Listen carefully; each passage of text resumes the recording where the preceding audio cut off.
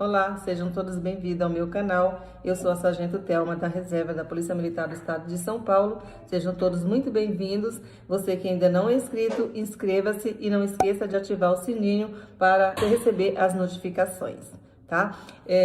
Eu vou contar aqui um pouco da minha história, como que, né, da minha vida policial, de como tudo aconteceu. A minha mãe conta que quando ela estava grávida de mim, ela leu aquelas fotonovelas, né? Antigamente não tinha novela, não tinha televisão, essas coisas. Então a minha mãe, ela começou lendo uma revista, eu não me recordo agora o nome. E essa revista, o romance falava de uma policial.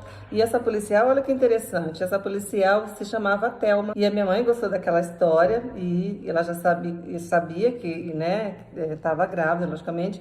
E quando eu nasci, a minha mãe me colocou o nome de Thelma, né? E é muito interessante isso, porque anos depois, eu já estava na Polícia Militar quando ela me contou essa história. Então, aos 18 anos, ao completar meus 18 anos, eu tinha uma vontade muito grande de ser policial. Só que na minha cidade, eu sou nascida na cidade de Bacabal, no estado do Maranhão. E lá não havia policiais femininas no estado do Maranhão. E ao completar 18 anos, eu escrevi uma carta para minha tia, irmã do meu pai. Morava em São Paulo, hoje ela não mora, lógico, mais porque ela é falecida. E eu pedi para que eu pudesse vir morar com ela, se ela deixava eu vir morar com ela, porque eu queria entrar para a polícia. E era um sonho meu. Nossa, já era muito lindo. Eu via o pessoal na televisão, naquela época eu já estava adolescente, já tinha televisão na minha casa. E aí eu ficava vendo e eu falei, nossa, eu quero muito ser policial, tá? Eu preciso, porque assim, eu acho que o policial ajuda muitas pessoas e eu preciso ajudar as pessoas que precisam, né? Sempre nesse intuito de ajudar, né? E aí a minha madrinha, a minha tia, né, a tia madrinha, ela autorizou que eu fosse, né, que eu viesse para São Paulo. E ao completar os 18 anos, tirei todo o meu documento, né, e vim embora para São Paulo, né. O objetivo era ser policial. E eu me recordo que eu vim, nossa, foram 3 dias de ônibus. Na época era a empresa Itapemirim que fazia a linha de São Paulo, né? São Paulo para São Paulo, São Luís, São Paulo, São Luís. Então eu vim para São Paulo e isso em 1986. Chegando em 86 aqui, eu fiquei... Nossa, eu vim chorando, gente, eu vim chorando a viagem inteira. Eram 3 dias, né? E 2 noites ali naquele ônibus. Porque pela primeira vez eu ia estar longe da minha família, né? Dos meus irmãos, dos meus pais, né? Mas eu vim com esse objetivo.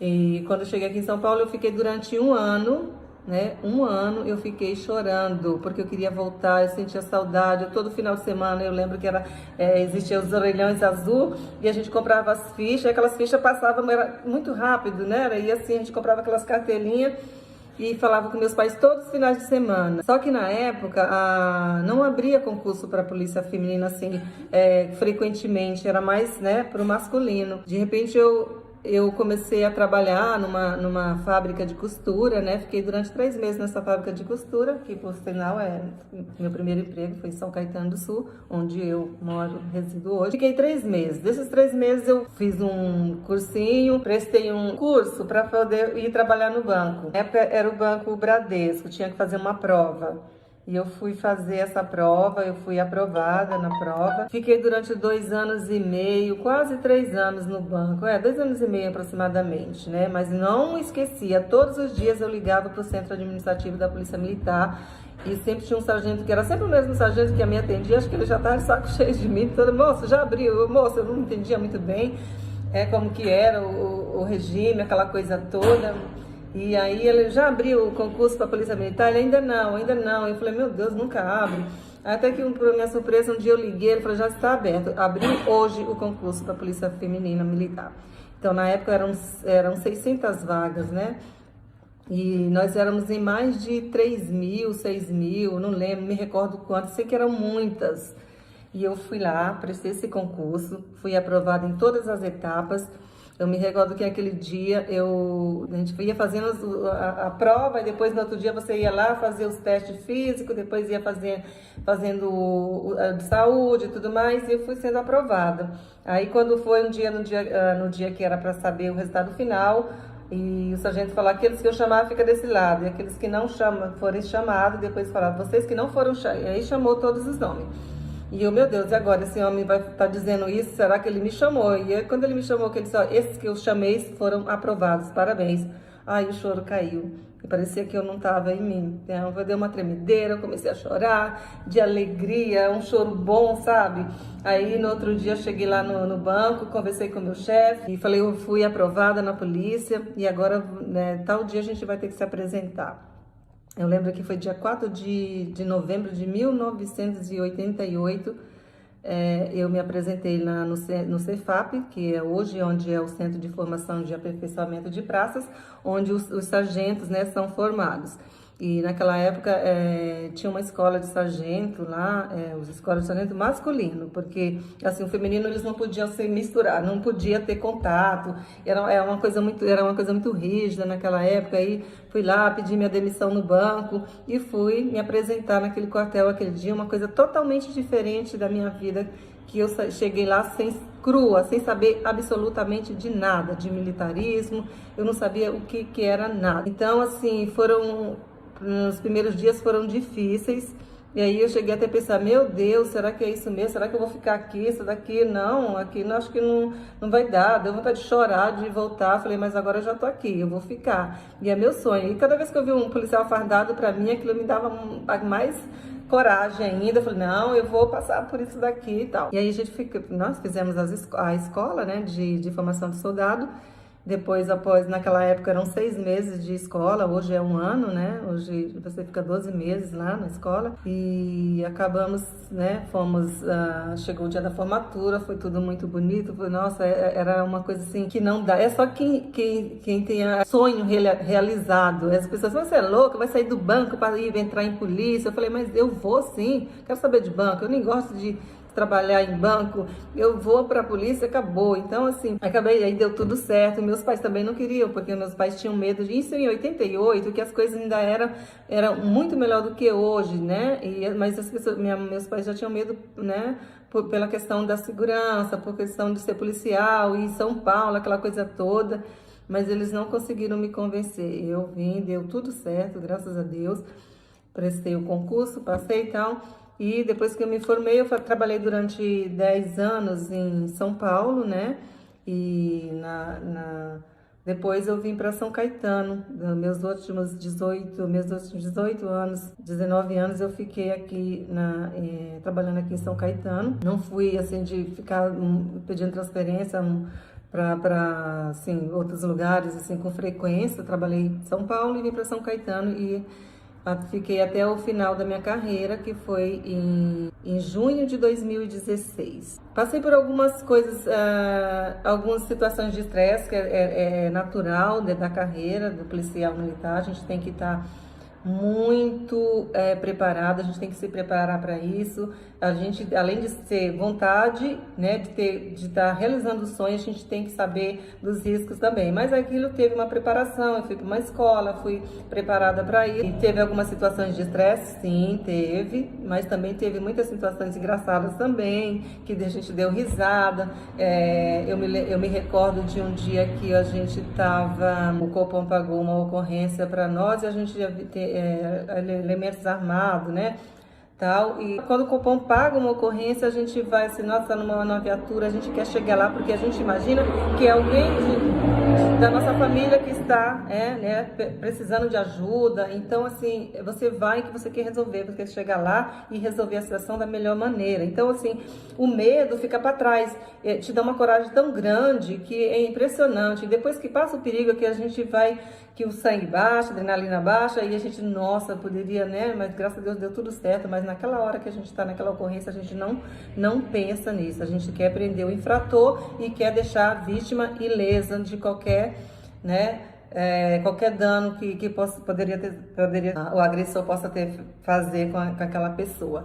Então, o nosso intuito é de chegar lá rápido e salvar aquela pessoa, né?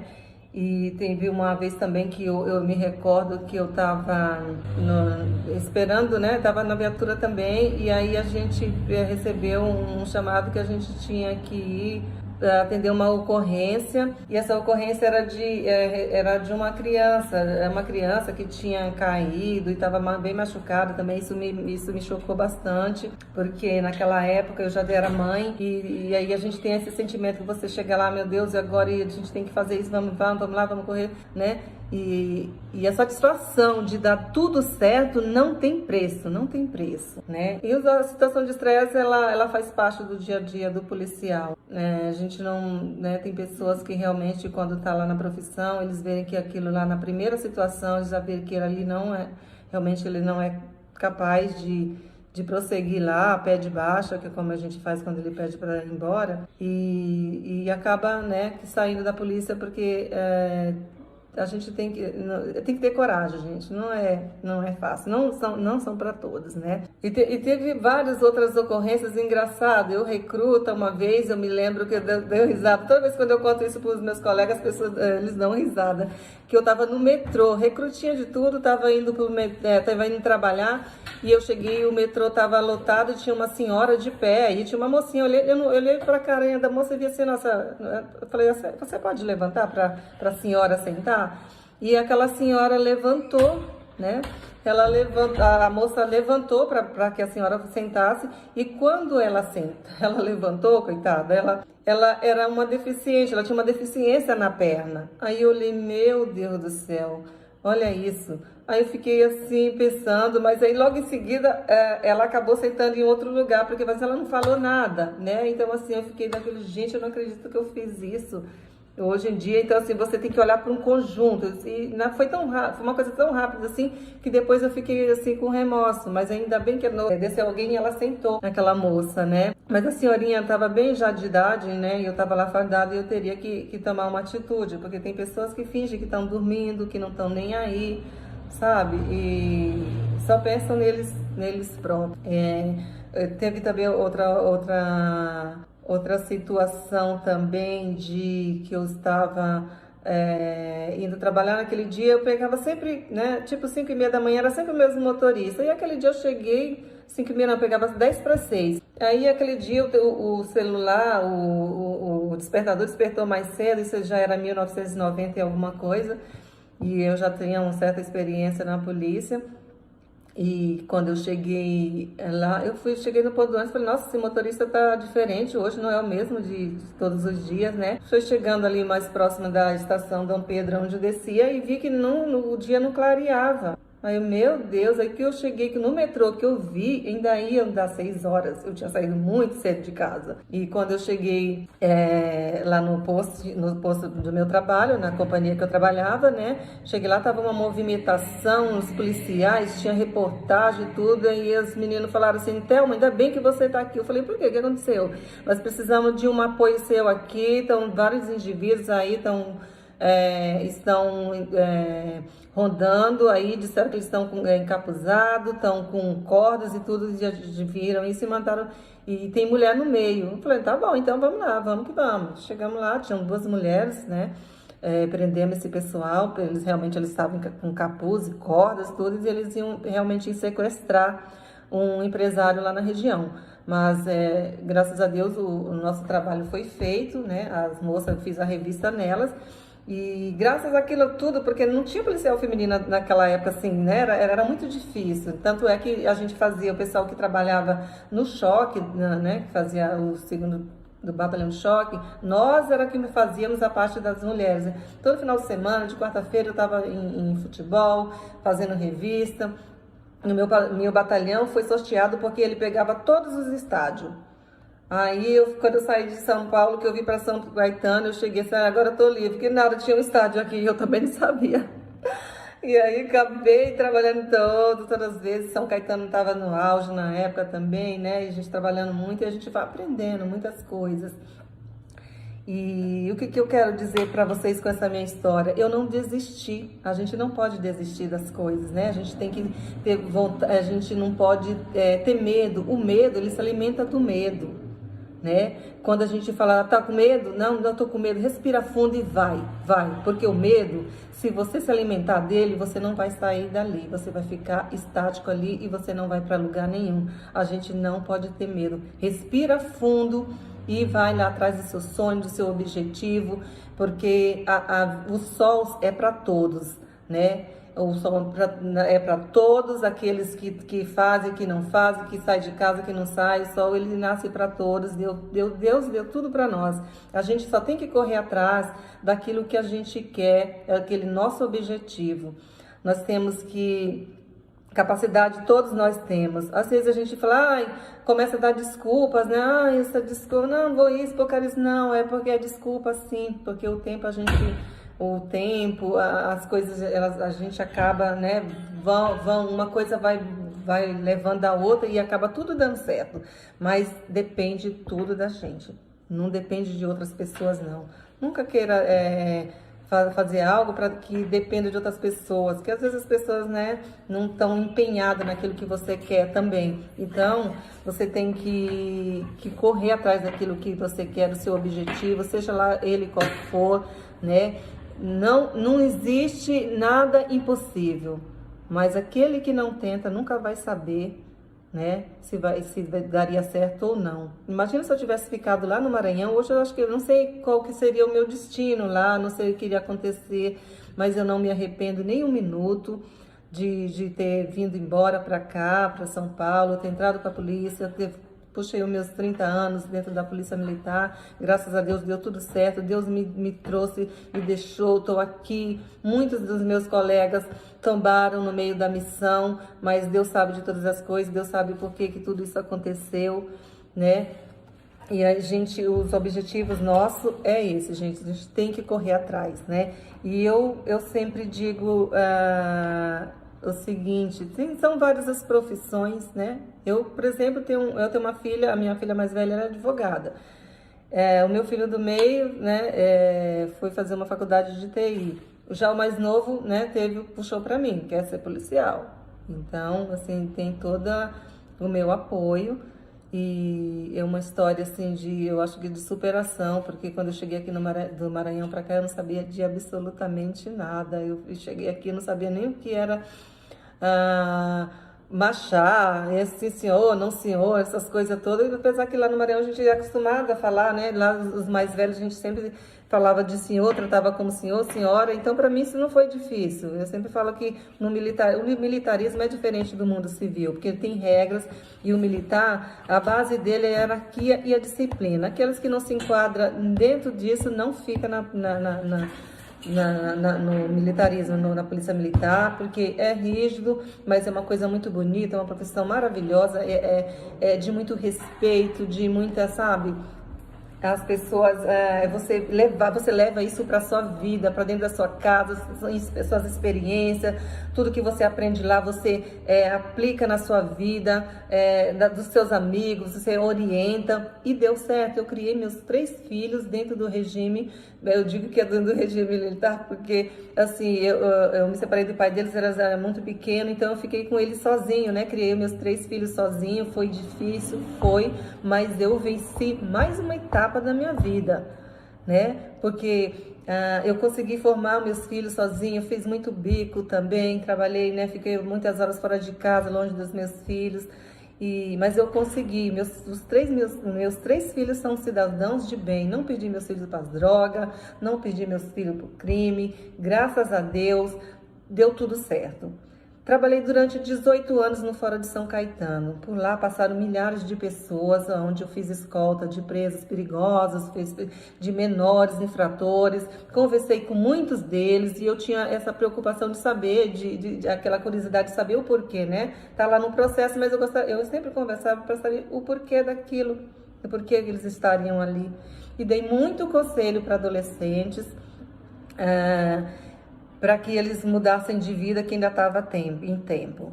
Então, durante esse tempo que eu fiquei lá, dei muito conselho, e para os maiores também. Tanto é que depois, né, que às vezes eu me encontrava, às vezes estava na rua, o pessoal que já estava solto, falava, Dona Thelma, né, tal. E eu fiquei, meu Deus, quem é, né? A senhora lembra de mim? Eu, tá. E aí ele... Eu sou fulano, que eu estava presa aquele dia que você estava lá na carceragem, a senhora lembra? Tá tudo bem, então, ó, não, pra onde fica? Não, agora eu tô de boa, Dona Thelma.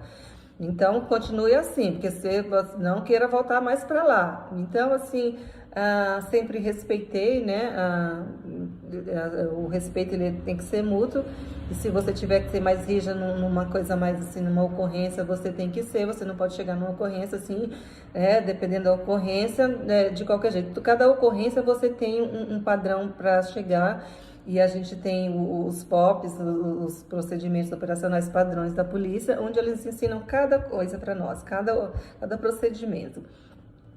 E é isso, pessoal. Essa é um pouco da minha história, tá? Hoje eu já tô aposentada, fazem 4 anos, né? Vai fazer 4 anos que eu aposentei, tô na reserva agora. Sinto falta, né? Sinto saudade do pessoal da turma, tudo mais. Mas é uma nova etapa da minha vida agora, né? E eu gostaria de finalizar esse vídeo aqui dizendo para vocês o seguinte: sozinho vamos mais rápidos, mas juntos chegaremos mais longe. E outra coisa, eu vou ficando assim cada vez mais preocupada com as coisas que estão acontecendo, né? Nós estamos assim numa fase tão difícil. Agora com essa pandemia, por exemplo, a gente tem que se preocupar com tanta coisa, né? Tem que se preocupar com a saúde, nas prevenções aí contra o corona, e temos que nos preocupar também com a nossa segurança, tá? É muito importante que todos cuidem da segurança, não afrouxe a segurança suas e de sua família, sua segurança pessoal. Tá? E era isso que eu queria falar para vocês, tá? Eu vou ficando por aqui e até o próximo vídeo, tá? Que Deus abençoe todo mundo. Muito obrigada. Deixe o seu like para que eu saiba e comente, faça o seu comentário para que eu saiba se você gostou ou não. Muito obrigada.